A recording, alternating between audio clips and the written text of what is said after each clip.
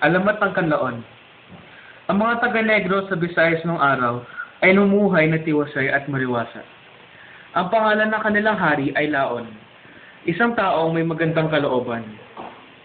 Ang mga tao roon ay nagsisigawa sa kanyang bukid at sila ay kahati sa ani. Isang araw ay umuulan at ang ulan ay lumakas na lumakas hanggang sa bumaba sa bukid. Ano pat ang tubig ay umapaw hanggang tuhod at tumaas hanggang bewang ang nagpatuloy ng paglaki hanggang leeg. Ang mga tao ay natigatig at naisip nila na masisira ang kanilang mga pananim.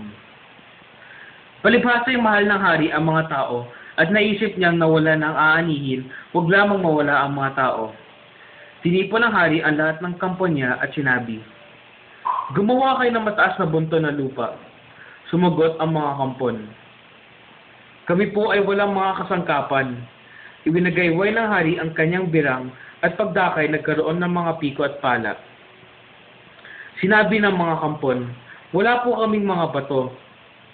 Ang bunton po ng lupa ay kailangan na liligiran ng mga bato." Sa huling wagayway ng birang ay nagkaroon na ng lahat ng kailangan.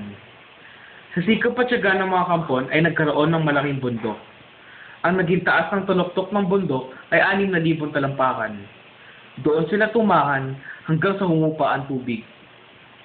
Nagpatuloy pa rin sila sa paggawa. Nagsihukay sila sa bangbang na tungo sa dagat upang siyang lagusan ng tubig, nang sa gayon ay humupa ang tubig sa baha. May isang malaking ahas na tumira sa bundok na yaon. Ang ahas ay may 7 ulong kakilakilabot. Ang kulay ng mata ay luntian at ang hinihinga ay kakatwa, na kung araw ay usok at kung gabi ay apoy. Isang araw ay may dumating na isang binata na ang pangalan ay Kan. Siya'y makisig at mahiwaga. Nalalaman niya ang ligalig sa bayan at sinabi niya, "Papatayin ko ang ahas, hindi ako natatakot." Sinabi ng hari, "Patayin mo ang ahas at pagkakaloob kita ng mga gabok na ginto, na at aking anak ay pagkakaloob ko rin sa iyo upang maging asawa." Inihanda ng binata ang plano sa pagpatay sa ahas. Dahil sa may kapangyarihan siya sa mga hayop, tinawag niya ang mga langgam at iniuutos niya, "Magsigapang kayo sa buong katawan niya at inyong kagatin." Tinawag niya ang mga putakti at iniutos sa kanila, "Pupugin niyo ang kanyang mga mata hanggang sa mabulag."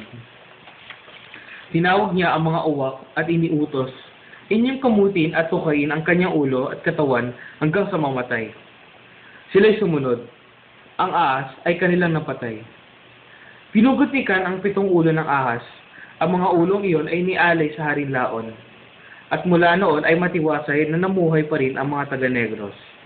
Ang binatang si Kan ay nagkamit ng yaman at napangasawa ang anak ng hari. Inaalala ng mga tao roon ang binata at ang hari. Ang bundok ay pinangalanan ng Kan Laon. At nang magtagal, ito ay naging Kanlaon bilang parangal kay Kan at Haring Laon.